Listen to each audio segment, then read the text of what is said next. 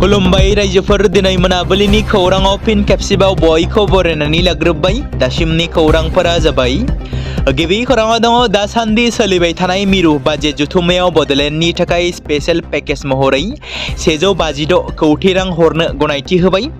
मख'नो गोनांदि मिरुनि बाजेट जुथुमा थामहिनबा रां बावजा बाजेटआव बिटिसिनि जौगाथायनि थाखाय 156 कौटि रांखौ गनायथिबाय। थारैनो बे बाजेटआ बिटिसिनि थाखाय थोजासेना? नोंथांमोना बेनि सायाव मा बुंगोन? मिरुनि रां बावजा बाजेटनि बायदिब्ला आसामनिफ्राय मोननो हादों आलफानि थाखाय 500 कौटि रां, कार्बि आंलं जिल्लानि थाखाय 200 कौटि रां, बिटिसिनि थाखाय 156 कौटि रां। बेबादिनो आदिबासि आरो दिमासा हारिनि थाखाय 70 कौटि रांखौ बाजेटआव गनायथिबाय। थारैनो बेफोर गनायथिनि सायाव नोंथांमोना मा बुंगोन? बिटिसिआव माब्ला जोबगोन आयेन बेरेखायै दंफांनि फालांगि खालामनाया?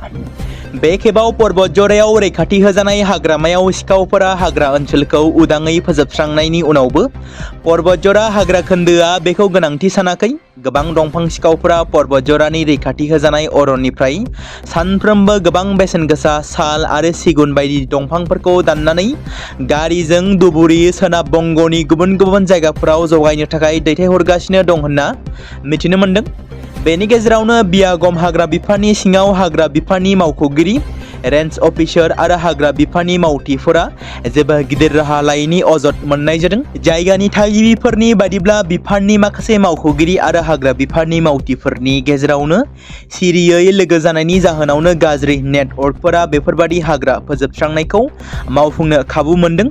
बे आयदानि सायाव खनले खनले खौरां फोसावनायनि उनावबो आसामनि हाग्रा बिफाननि मन्त्रि चन्द्रमोहन पाटवारी आरो बिटिसि सोरखारनि हाग्रा बिफाननि EM पानिराम ब्रह्म बिथांमोना मानो बे बेलायाव जेबो राहा लायाखै? बेनि सायाव सांग्रां सुबुंफोरनि गेजेराव गोख्रों फिनजाथाय सोमजिहोदों। बे समाव हादोरसानि गिबि मन्थ्रिया साख्रिआवला सुबुंफोरनि थाखाय मोनसे मोजां खौरां फोसावदों। जाय बिथांमोना सोरखारि साख्रि मावो बिथांमोना गाव गावनि बेथनखौ बेथन मोननाय खालारनि सिगांनो लानो हागोन। बे बाथ्राखौ आसामनि गिबि मन्थ्रि डक्टर हिमन्त बिश्व शर्माया बावैसो सिगां फोसावनानै होदों। नाथाय माबोरै बेथनखौ सिगांग्रो लानो हागोन?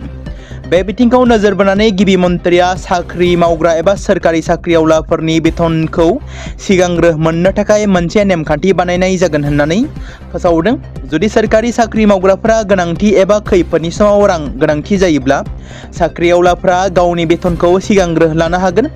साख्रिआवलाफ्रा बे रांखौ जोबोद खम सुदजों मोनगोन। गिबि मन्थ्रिया बुंनाय बादिब्ला साख्रिआवलाफोरा बेथनखौ किस्तिफोराव सुख'नो हागोन।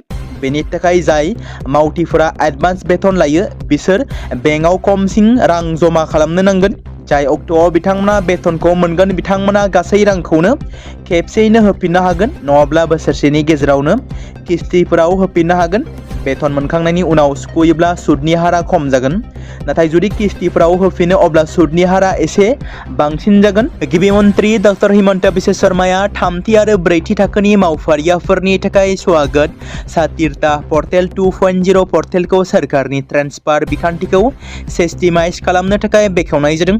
आर'ज गाबहरनायनि समाव बिनायसाफोरा मोन 5 जिल्लाफोरखौ सायख'नो हागोन। दिनैनिफ्राय स्वागत सातिरताया एक्टिभ जाबाय होनना मिथिनो मोन्दों। गहपुर महकुमा पुलिस अफिसार प्राणजित लाहौकारनि दैदेननायाव गहपुर पुलिस थानानि बिबानाव थाबाय थानाय अफिसार ससदर कलिता, SP मनज पाठक आरो काबिया श्री बरानि हेफाजाबजों गहपुर पुलिसा दिनै फुंबिलियाव जाफुंसार अपारेशन खालामनो हादों। मख'नो गोनांदि गहपुर पुलिसा दिनै फुंनि 3:30 रिंगासो समाव खालामनाय अपारेशनाव 4 अरुणाचली लाइमोनफोरखौ सलेंनि 15 नं माहारियारि राजा लामानिफ्राय 2 पिस्तल आरो 2 मेगजिनजों लोगोसेनो हमनो हादों। पुलिस हान्जाया हाथियार रोगानायाव बाहायजानाय रेजिस्ट्रेशन नम्बर AR 153615 नम्बरनि गंसे सुजुकी गारिखौबो जब्द खालामनो हादों।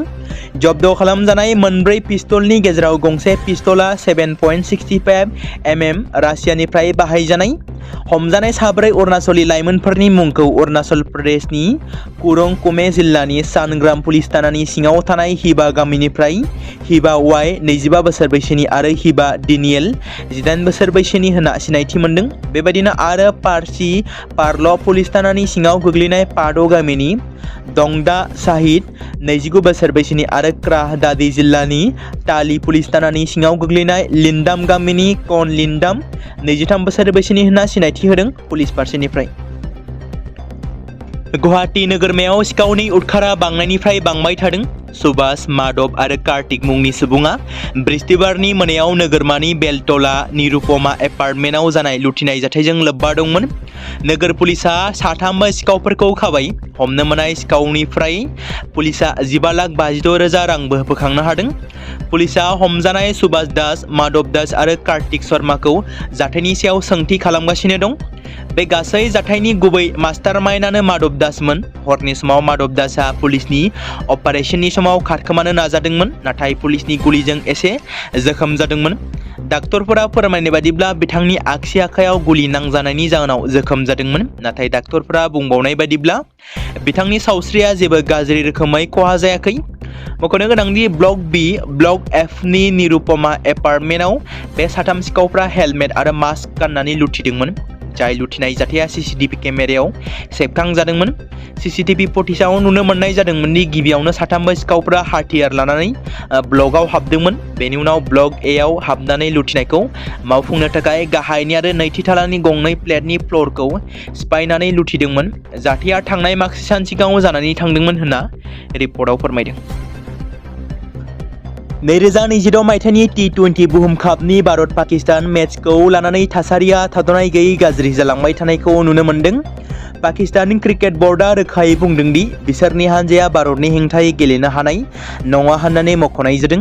बे थिरांथाया क्रिकेट मोजां मोनगिरिफोरनि मिजिंखौ सिफायनायनि अनगायैबो आईसीसीनि रेभिनिउनि सायाव गोख्रों सोंलु सिखारदों। मख'नो गोनांदि भारत पाकिस्तान मेचआ जायखिजाया आईसीसी टुर्नामेन्टआव बयनिख्रुइबो बांसिन सावरायजानाय बादायलायनाय। बे मेचआ क्रिकेटनि थाखायल' नङा, बेयो मोन्दांथिफोर आरो हाई भल्टेज एक्साइटमेन्टनि गलायमोन्देर बाथ्रा। टीवी आरो डिजिटेल प्लेटफर्मफोराव नायग्राफोरनि अनजिमाया भारत पाकिस्तान क्रिकेट मेचनि समाव रेकर्डखौ सिफायो। बे मेचनि सायाव बिथा खालामनानै फोसावगिरिफ्रा गिदिर पेकेजफोर बायो। सरासनस्रायै भारत पाकिस्तान मेचआ फ्राय 1,000 कौटि खाजोना मोनो। भारत पाकिस्तान T20 मेचनि समाव एडभार्टाइजमेन्टनि रेटआ गोबां बांनो हमदों। खौरां मोननाय बायदिब्ला बे मेचनि समाव 10 सेकेन्डनि एडभार्टाइजमेन्टनि थाखायनो 25 निफ्राय 40 लाख रांनि गेजेराव जायो। बेनि ओंथिया बेनोदि मोनसे मेचनि थाखायल' 200 कौटिसो रां रेभिनिउ आरजिनो हायो। जुदि बे मेचखौ गेलेनाय जाया अब्ला गासैबो रेभिनिउ मोनफुंनो हानाय नङा होननानै मिथिनो मोन्दों। गोबां समफोरावनो बीटीसीआवबो रायजो राजाफ्रा दाबि खालामबोगासिनो दं। बीटीसीआव रायजो जानाय आयेन बेरेखायै हा दखल खालामग्राफोरखौ एभिक्शन खालामनांगौ होनना। बर' ट्राइबेलफोरनि अनगायै मुस्लिम, राजबंशी, सावताल आरो गुबुन हारिनि सुबुंखौ फैबाय थानाय समफोराव एभिक्शन खालामगोन ना खालामा बेखौ उननि समासो फोरमायसिगोन। जेराव गोबांथार आयेन बेरेखायै हा दखल खालामनानै थानाय सुबुंफोराबो बीटीसीआव जादों एबा बीटीसीआव दङ। दा बे खेबाव जिल्ला कमिशनार नवदीप पाठकआ धुबुरीयाव आयेन बेरेखायै दखल खालामग्राफोरनि हेंथायै मोनसे अपारेशन खालामनायखौ नुनो मोन्दों। नाथाय बीटीसीआव माब्ला खालामगोन? गोबां जायगायाव दासान्दि अपारेशन खालामनाया सोलिगासिनो दं, थामहिनबा एभिक्शन खालामदों। धुबुरीयारि गौरिफोरखौ फोनांजाबनाय DK र'डनि सेर गोबां हा बाहागो जाय आयेन बेरेखायै दखल खालामनानै थादों। बिथांमोनखौ गोबाव समनिफ्रायनो सोलिबोनाय मोनसे अजदनि सायाव बिथा खालामनानै जिल्ला कमिशनार नवदीप पाठकजों लोगोसेनो धुबुरी गौरिफोर आरो गुबुन बिफाननि रेभिनिउ सार्कलनि मावख'गिरि आरो मावफारियाफोरजों लोगोसेनो आयेन बेरेखायै दखल खालामग्राफोरनि हेंथायै मोनसे अपारेशनखौ जागायदों, थामहिनबा एभिक्शन खालामदों। जिल्ला कमिशनारनि आखायाव थानाय सोरखारि फाइल, मेप आरो गुबुन फोरमान बिलाइफोरजों लोगोसे फोथार नायबिजिरनायखौ नुनो मोन्दों।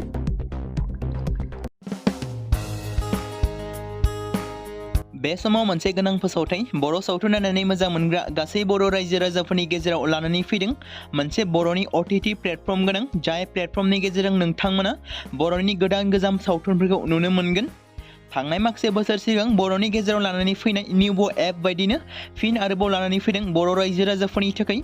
बे बाथ्राखौ मख'नाया गोनांदि 2025 मायथाइनि जानुवारि दानाव ओंखारनाय आंगो स्ट्रीम मुंनि मोनसे OTT प्लेटफर्म गोनां निउबो एपनि गेजेरजों नोंथांमोना गोबांथार बर'नि सावथुनफोर जेरै ट्रेजेडी, रमान्टिक, एक्शन आरो कमेडीजों बुंफबनाय सावथुनफोरखौ नुनो मोनगोन। जेरै सनानि नखर, थांखि गैयै समाज, अनसुला आफा, हिर', बिमा बायदि बाजै, अर, थैसाम, वान्टेड, संदान आरो रं नाम्बार बायदि सावथुनफोरा मख'जाथाव। बेफोर सावथुनफोरखौ नायनो थाखाय नोंथांमोना गिबियावनो आंगो स्ट्रीम एपखौ गावनि मबाइलाव थानाय प्ले स्ट'रनिफ्राय डाउनल'ड खालामनानै लोगोसे इनस्टल खालामनानै गावनि मबाइल नाम्बारजों लगइन खालामनानै लाग्रोनांगोन। बेनि उनाव नोंथांमोना गोबांथार नुनो मोनै सावथुनफोरखौ गुगोल पे, फन पे आरो पेटिएमजों रं नाम्बार सावथुनखौ नायनो थाखाय 60 रां आरो संदान सावथुनखौ नायनो थाखाय 80 रां, वान्टेड सावथुनखौ नायनो थाखाय 60 रां, थैसाम सावथुनखौ नायनो थाखाय 60 रां बेबायदिनो गोबांथार नुनो मोनै सावथुनफोरखौ नायनो थाखाय सुबिदा खालामनानै होदों आंगो स्ट्रीम प्लेटफर्मा। फिन नोंथांमोननि गेजेराव फोरमायबावनो लादों बर' सावथुन नायनानै मोजां मोनग्रा गासै बर' रायजो राजाफोरनि गेजेराव लानानै फैदों मोनसे बर'नि OTT प्लेटफर्म गोनां जाय प्लेटफर्मनि गेजेरजों नोंथांमोना बर'नि नुनो मोनै सावथुनफोर जेराव गोदान गोजाम सावथुनफोरखौ नुनो मोनगोन।